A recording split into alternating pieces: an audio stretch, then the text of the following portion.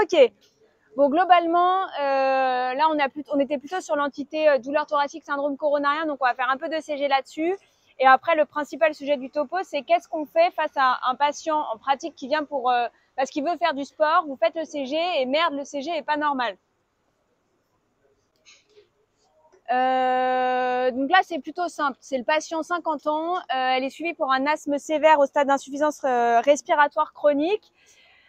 Le week-end, elle a eu des douleurs dans la poitrine, donc elle vient vous voir en début de semaine. Vous faites le CG, il est comme ça. Qu'est-ce que vous en pensez? Je vous le remets sur la diapo d'après. Je vous ai mis des petites questions.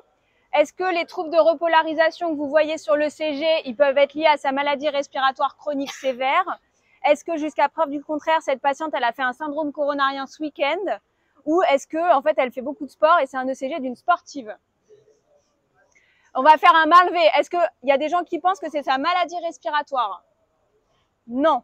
Est-ce que vous êtes inquiet pour cette patiente et vous pensez qu'elle a fait un syndrome coronarien ce week-end? Il s'est passé un truc ce week-end, je suis d'accord. Est-ce qu'elle fait du sport? Peut-être. Peut-être qu'elle est sportive. Donc non, cette dame, effectivement, jusqu'à preuve du contraire, elle a fait un syndrome coronarien ce week-end. En gros, vous l'avez vu, un des principales choses qu'on voulait faire passer dans le message, c'est que les douleurs, l'interrogatoire, c'est hyper important. La dame, quand tu l'interroges, elle dit « bah oui, en fait, je faisais rien, j'ai eu mal pendant 20 minutes, c'est passé ». Elle dit « bah c'est passé, donc j'ai pas consulté ». Mais en fait, elle a fait ça 3 fois sur le week-end et elle vient vous voir et elle a cette ECG-là. Donc cette dame-là, il faut qu'elle voie un cardiologue. Elle a pas mal quand vous la voyez. Donc, c'est pas la peine de l'orienter aux urgences. Mais par contre, c'est urgent qu'elle soit vue par un cardiologue pour savoir est-ce que il se passe quelque chose d'aigu ou de semi-aigu chez cette dame. On fait pas la troponine. Je pense que c'est effectivement, ça ne sert à rien. Soit la patiente a mal quand vous la voyez, c'est une urgence vitale, il faut appeler le SAMU. Soit elle a un angor crescendo, donc elle vous dit j'ai de plus en plus mal quand j'ai fait un effort. Et c'est une urgence, mais il n'y a pas besoin de la troponine. Elle a quelque chose de cardiologique et il faut que le cardiologue s'en occupe. Et elle a fait des douleurs de repos. C'est pareil, c'est extrêmement inquiétant.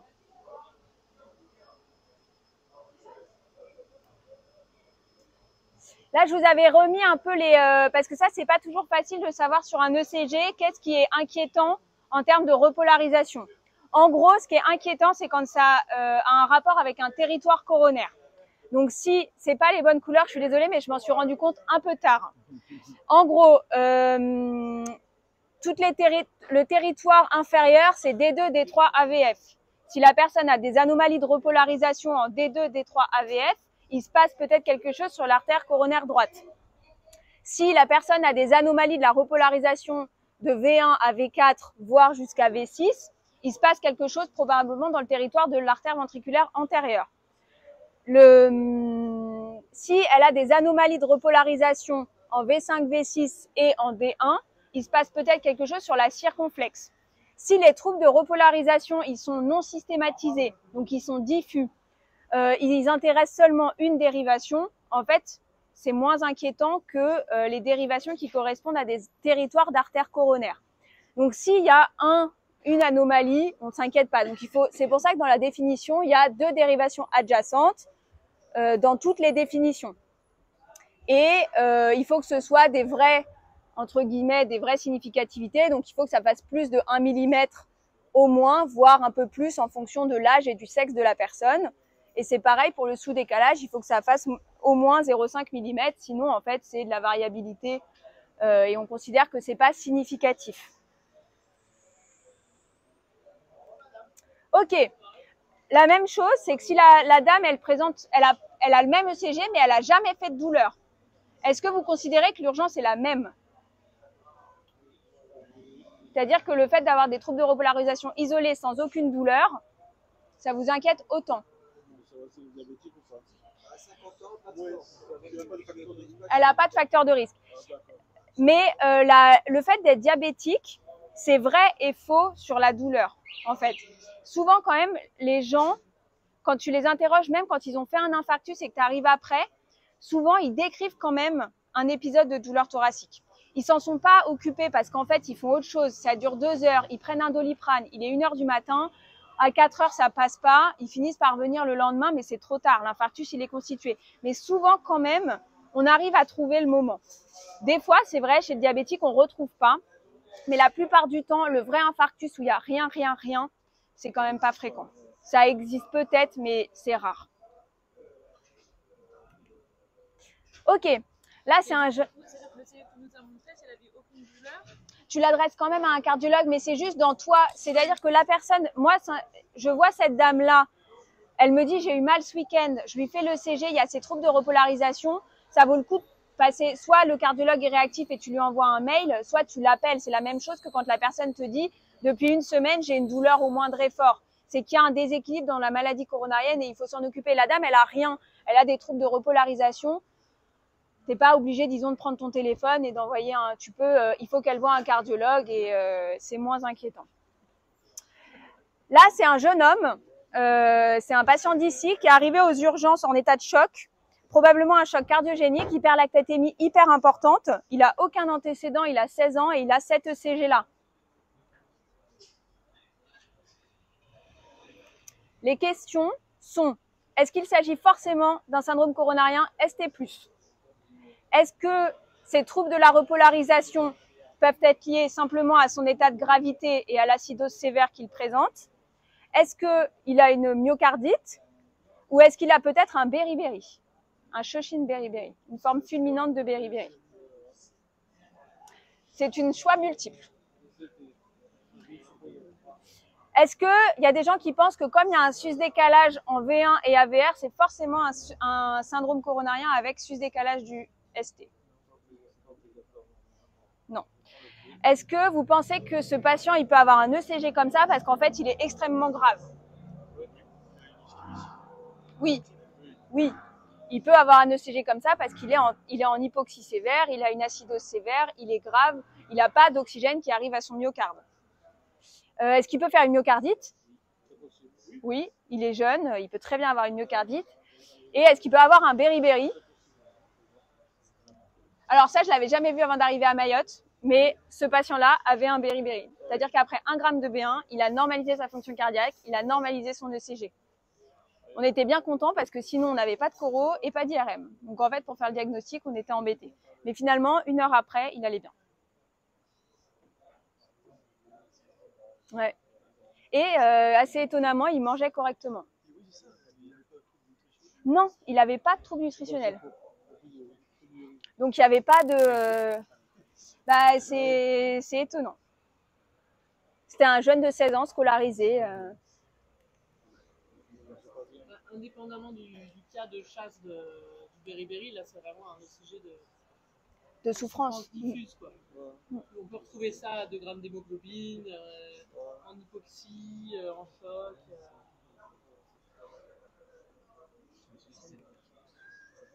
Allez, on rentre dans les sportifs. Ça, c'est un jeune homme qui a aucun antécédent ni personnel ni familiaux. Il a aucun symptôme. Il est adressé parce que il a besoin d'un certificat de sport. Le médecin généraliste lui a fait cet ECG-là. Il était emmerdé.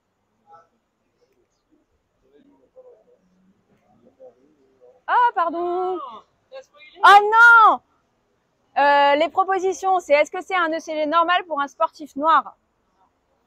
Est-ce que vous pensez qu'il a des troubles de repolarisation qui sont bien trop étendus pour que ce soit normal? Bon, bah oui, du coup. J'ai spoilé. Oui.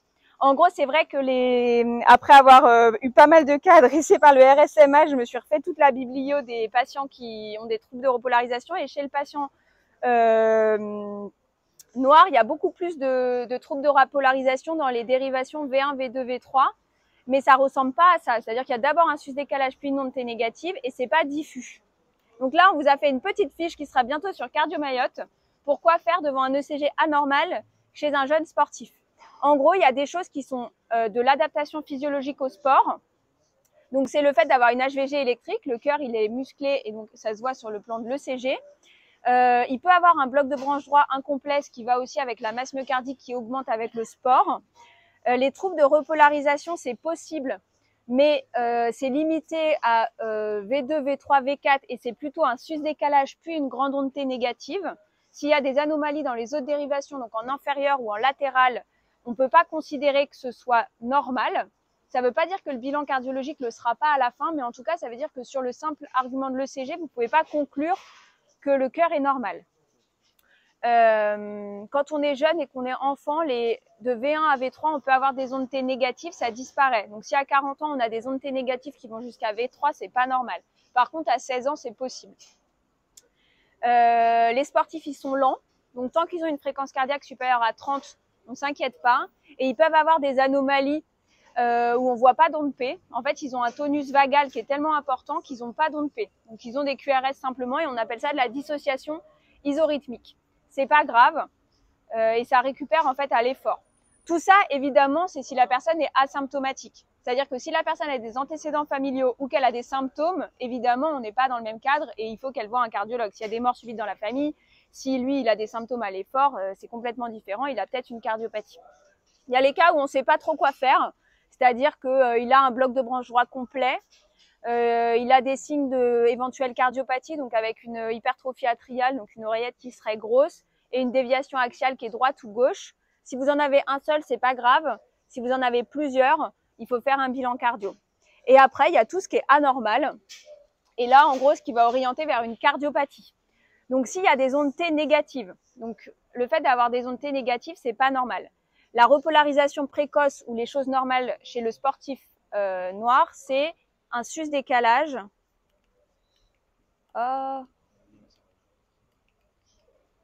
C'est un sus-décalage suivi d'ondes T négatives. Et vous avez des exemples sur le côté, on ne voit pas très bien. Mais en gros, c'est vraiment sus-décalé puis négatif, c'est pas que négatif. Le fait d'avoir des ondes Q, l'onde Q, c'est de la nécrose. Il n'y a pas d'autres étiologies à l'onde Q. C'est probablement un infarctus. Les sous-décalages ou sus-décalages, c'est pas normal. Le fait d'avoir des troubles de conduction sévères, donc un vrai bloc de branche gauche ou un vrai bloc de branche droite, c'est pas normal. Le fait d'avoir un aspect de Wolff-Parkinson-White, donc avec un PR court, c'est pas normal. L'allongement du QT, c'est pas normal non plus. Et le fait d'avoir des bradycardies sévères, donc si vous avez moins de 30 battements par minute, on peut pas l'attribuer au sport. Et pareil, s'il y a du BAV de haut degré, c'est pas le sport. Et pareil, le patient qui fait de la FA, du flotteur, en fait, peut-être qu'il a une cardiopathie sous-jacente. Donc c'est pareil, on fait pas d'arythmie supraventriculaire quand on fait du sport. Et quand je parle de sportif, en gros, les catégories, c'est à partir de 6 heures par semaine, on peut considérer qu'on commence à avoir des anomalies de l'ECG. Et au-delà, on va avoir de la gradation dans la gravité. C'est-à-dire qu'un sportif occasionnel, il aura peut-être une bradycardie, mais rien d'autre. Par contre, un athlète de haut niveau, il aura tous les signes normaux d'une adaptation au sport. Juste pour vous rappeler quand même, c'est que ça, c'est chez le sujet jeune. La CMH, c'est la première cause de mort subite chez les sportifs de moins de 35 ans. À partir de plus de 35 ans, le problème, c'est la maladie coronarienne. Donc en fait, on n'est pas sur dépister de la CMH ou éventuellement des cardiopathies congénitales. On est sur s'occuper des facteurs de risque. Donc une personne de 40 ans qui vient vous voir pour un certificat de sport, il faut dépister les facteurs de risque. Surtout. Donc il faut dépister l'HTA, le diabète, lui faire un ECG. Mais c'est pas, on recherche pas une CMH, on recherche pas une maladie congénitale.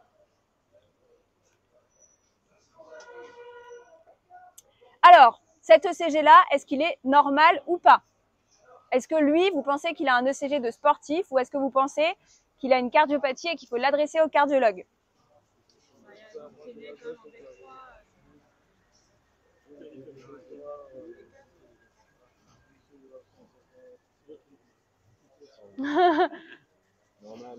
Normal. Donc lui, effectivement, c'est un ECG de sportif normal. Donc il est pas très bradycarde, il a l'aspect d'HVG qu'on retrouve chez le sportif. Et il a cet aspect de sus-décalage et de grandes ondes T négatives qui intéressent que le territoire de V3 à V4, de V2 à V4. Donc on peut dire, si lui, il a aucun symptôme, qui va bien et qu'il n'a pas d'antécédents familiaux avec cet ECG-là, il est autorisé à faire du sport sans examen cardiologique supplémentaire. Et chez quelqu'un qui n'est pas sportif, parce que finalement, déjà, et non, 6 heures de sport par semaine assez intense, c'est quand même une minorité, enfin, nous, ce qu'on voit. Oui.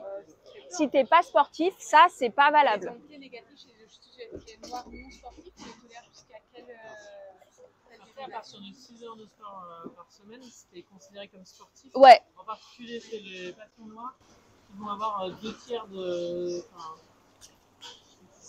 qui ont beaucoup plus de trucs de la repolarisation que des patients blancs. Et le du coup, les non-sportifs, c'est même 4 heures, je crois.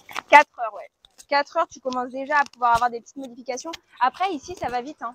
Parce qu'en fait, c'est que tu fais un match de foot avec tes copains une fois par semaine. En fait, tu as déjà des anomalies donc, il faudrait vraiment qu'ils te disent. Ouais, ils font quand même beaucoup de sport. Hein.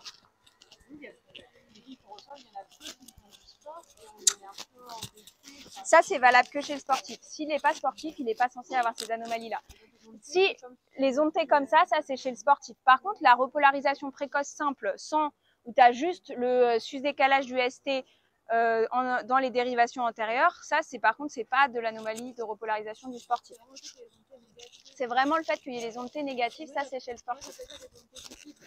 Si, oui, c'est plutôt sus-décalage et ondes T négatives. Ouais. Ouais, quand tu as latéral qui est avec, on appelle ça étendu et c'est pas de la repolarisation précoce. Et si tu as juste du sus-décalage avec des ondes T positives, ça c'est valable, c'est possible chez le sujet afro-américain sans qu'il fasse de sport. C'est aussi de la repolarisation précoce mais qui n'est pas liée à du sport.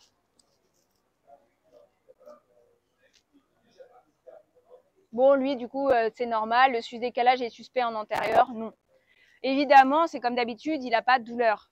Cet ECG-là avec des douleurs thoraciques, en fait, la question c'est est-ce qu'il est en train de constituer un infarctus antérieur? Parce qu'on peut très bien avoir cet ECG-là au début d'un infarctus antérieur. Mais là, on parle d'un jeune qui va bien, qui n'a pas de facteur de risque, qui n'a pas de douleur.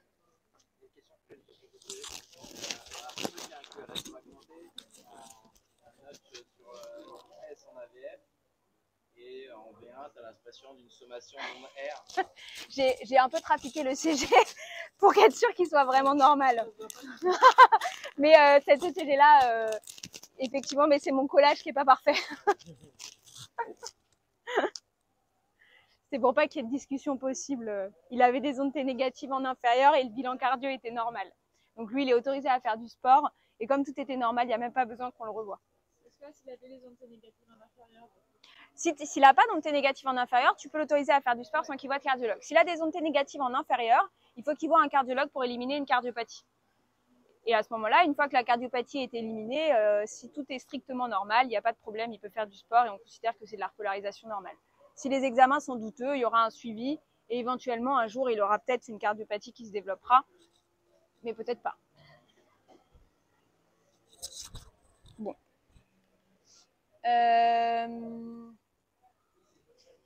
Donc là, on est sur un autre type de patient, c'est 65 ans, HTA tabagique sevré et qui consulte pour reprendre le sport. Ils sont sportifs, ces Mahorais. Lui aussi, il a cet aspect-là, comme l'autre, avec l'onde T bifide de V2 à V4. Là, vous en pensez quoi? Non, je ne vais pas vous mettre les questions, je préfère les... Et oui, il a une onde Q là, qui va de V1 à V5. Ouais, donc en fait, ce monsieur-là, c'est une séquelle d'infarctus antérieur. Donc les troubles de repolarisation, ils peuvent être secondaires à un infarctus antérieur. Donc effectivement, dans l'interprétation de l'ECG, il faut vérifier qu'il n'y ait pas d'onde Q, et il n'a pas d'hypertrophie. Donc on peut pas, il n'a pas d'hypertrophie, il n'a pas de bloc de branche. On ne peut pas dire que c'est secondaire à des troubles du QRS. Il a une énorme onde Q, c'est un infarctus. Donc lui, il n'a pas le droit de reprendre le sport. Il doit voir son cardiologue, un cardiologue, avant de reprendre le sport. Et donc lui, il va falloir avoir une choro pour aller, même si probablement que c'est nécrosé et qu'on ne pourra plus rien faire.